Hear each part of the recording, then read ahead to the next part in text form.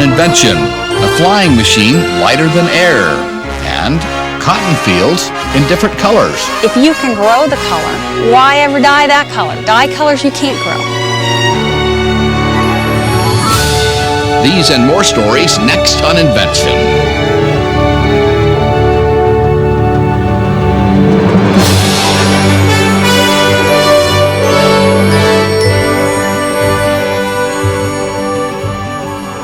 Welcome to the Smithsonian's National Museum of American History. I'm Lucky Severson. You know those natural cotton jeans we all love to wear? Well, most of the cotton is grown with pesticides and most of the dyes are chemical as well. Now there is an alternative, an organically grown cotton that comes naturally in different colors. I wish I were in the land of cotton. Old times they're not forgotten. Look away, look away, look away, Dixieland. These are cotton fields, but this is not Dixie. This is Arizona. And as you may notice, the cotton fields are not white. They're green and brown. Colored cotton has been growing in South America for centuries, but until now its fibers have always been too short to be commercially viable. But that was before Sally Fox came along. In the beginning, this was the big joke. Why would anyone want colored cotton? You can dye it any color you want.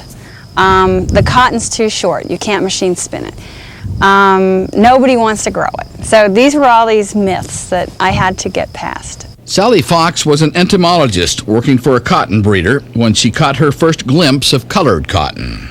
I just looked at this and said, wow, what's going on here? Why isn't anyone improving this fiber so it could be more easily spun? And he said, well, there's no market for it. And I said, well, why isn't anyone making a market for it? And he handed me this sack of seeds and said, well, why don't you do it? 10 years later, Sally has done it.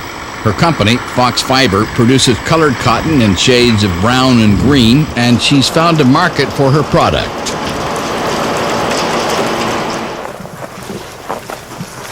She lives and works on her Arizona farm with 3 border collies, Eli, Whitney, and Electra. Sally has always had cotton in her blood. I started spinning when I was 12 years old. Then it was really difficult to find anything to spin, so we had Samoyed dogs and I'd brush their hair and spin. And I kind of look back with surprise. In high school, I'd be standing in the back of the class spinning instead of taking notes. Sally Fox developed her colored cotton strains by the trial and error technique of cross-pollinating and selection, a practice she continues today as she searches for stronger plants and new colors. This is the female part of the flower right there. That's the stigma. And we've taken the pollen off of this flower last night. Now I'm bringing pollen from a different plant. You can see it's a completely different flower. And putting that pollen right on the stigma. Now, the seeds that develop in this cotton boll, this one boll right here, will be hybrid seeds, and they're the beginning of a lot of potential new variability. She records and studies her thousands of experimental plants with a very detailed filing system. These cards we developed over a few years, many years, of working with this cotton as a way to keep track of our different plants that are selected. It takes years of crossbreeding to come up with a colored cotton plant strong enough to withstand machine spinning and processing, not to mention the skeptics. But the product is worth the pain. Colored cotton has a lot going for it. It's environmentally friendly. There are no toxins or waste products created by dyeing. Yes, you can dye things any color you want, but every time you're dyeing something, you're bleaching the fiber first and then you're dyeing it. And no matter how many improvements you can make, you know, regardless of the scope of the improvements in efficiency of dyeing, if you can grow the color, why ever dye that color? Dye colors you can't grow. Because colored cotton is more pest resistant than white cotton, it can be grown without chemical pesticides. The cotton plants that produce this cotton of color are more vigorous than regular cotton. They're from wilder origins. They haven't been domesticated and put through breeding programs where people are using pesticides. Feel like we'll harvest a nice quality cotton, and feel like the color will be good. Bob Taylor is a farmer who is now growing cotton for Sally Fox. She's been the most innovative person in the textile business in a number of years, and we're finding that by this, with growing her colored cotton for her, that we've helped not use so many dyes and have so many pollutants in the world. After having farmed conventionally for 32 years, it was quite a change to go into organic farming. Bob, what do you think you'll do for defoliation out here? Do you think it'll defoliate? Oh yeah, it will. There'll be no problem with it. It'll probably just Naturally defoliate with the weather? Wally Hoffman, Sally's resident agronomist and head of production. It'll start to grind. Lincoln Ranch, this is 100% organic out here. I think the most exciting thing that I'm seeing is how these growers, many of whom had never even thought about growing organic cotton before Sally's cotton came along, they're getting excited about it. They're seeing it work. They're seeing it work better than the conventional in many cases. Unlike dyed cotton, which fades with washing, colored cotton actually deepens in color. I'm going to show you some examples of some denim. This fabric here, the bottom one, is the same as the top one. The only difference is the bottom one has not been washed. Then we had it put in a treatment that brings it to its final color, what it will be after about 50 washes. And that's this. So the green really intensifies. She produces 4 colors, which are actually variations of green and brown. And she is convinced and absolutely determined that colored cotton has a promising future. Colored cotton is a value-added cotton. I like to think of it in terms of value-added. A lot of guys are going broke today growing white cotton. If it weren't for a lot of government subsidies and that sort of thing, a lot of people would be out of business. Colored cotton allows growers to make a decent profit and stay in business. For someone who always dreamed of things cotton, Sally Fox is as happy as a bug in a cotton rug. This cotton brought together the two parts of my life, the professional part and the personal part involving my love of textiles and the design of yarn and fabric from the fiber up. So I was very happy to see this happen. It was wonderful. So the next time you're in the Southwest, take a drive through the cotton fields. Wouldn't it be nice to see blue cotton, or maybe even a rainbow?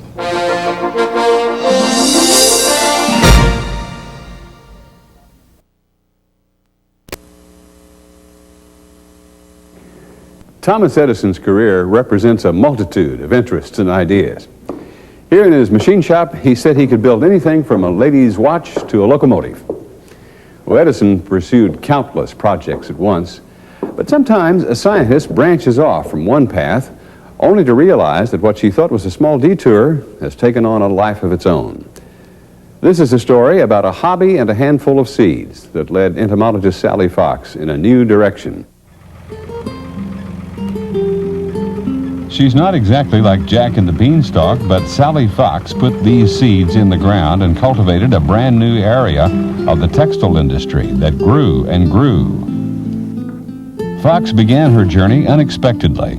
She was advising a cotton breeder on insect control when she discovered an unusual bag of cotton seeds in his office. But the cotton wasn't white. It was the seed with lint surrounding it, and the lint was brown. Fox had stumbled upon brown cotton. She knew plants had produced colored cotton balls, which Fox calls lint, in Latin America for centuries. But the plants were too large and the fibers too short to be attractive to American commercial farmers. She was intrigued anyway. I asked him, well, what about the color? It's a great color. How about improving the fiber so you could use this? And he said, well, nobody wants colored cotton, and there's no market for it. And I said, well, why doesn't somebody create a market for it? It's great, you don't have to dye it. And he said, well, why don't you do it? Fox's hobby was hand spinning, so she already understood a lot about cotton, but not everything. I didn't know that you could not improve the fiber easily through plant breeding. I thought it would be fairly straightforward. And then, wham, it's extremely complex. But by then I was hooked. The color had captivated me. But it was more than the color that convinced Fox to develop this cotton. First of all, the plants are more vigorous. They're farmed with fewer pesticides.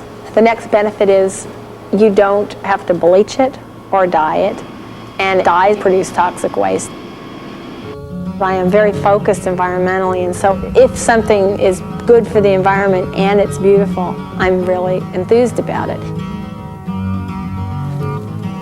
Fox experimented in her spare time, cross-pollinating her plants with white cotton, which had the longer, stronger fibers she wanted. Soon the plants filled a whole garden, and Fox discovered they could produce more than just brown cotton. When I came across a plant that had green lint, this was completely surprising and shocking to me, and it was the most amazing moment, because it allowed me to believe that there are other colors that are in the brown. Ooh, it's neat. Fox decided then she would risk everything for the chance to develop colored cotton. She left her job in San Diego, moved to California's San Joaquin Valley, and borrowed money from her family to buy a breeding farm. If I failed, okay, well, a lot of other people failed too, but if I succeeded, then finally, you know, I don't know, it just felt like the culmination of everything of myself. It's taken 11 years of patiently cross-pollinating cotton flowers and analyzing lint, but success is finally at Fox's doorstep. In 1989, she started her own company, Natural Cotton Colors, and named her cotton Foxfibre. Today, her brown and green cottons are being commercially farmed and machine spun. The result? Fabrics and clothes on the ecological cutting edge, and a multi-million-dollar business. She has started what I think is really the beginning of a whole revolution in the clothing and the fashion industry. Sally has figured out a modern day way of doing something that gives people color and fashion without the atrocious and dangerous effects that dyeing usually has on the environment. Fiber's processed real well so far. This is where Fox can watch her cotton put to the test. Dixie Yarns in Chattanooga, Tennessee, processes Fox's cotton into yarns and threads for many manufacturers. Her fibers are often mixed with white cotton to achieve different degrees of color and fiber strength. You see things running smoothly. You walk along and all the little threads are going and it's spinning. I feel just tremendous. Fox also meets with the people who develop products from her cotton, like Nancy Webster of Fieldcrest Cannon. It's so amazing to me to see this, because this is exactly what I imagined in the first place. When I began breeding this cotton, my first idea was, this is cotton that could look like silk. It would have the look and feel of silk, but the ease of cotton.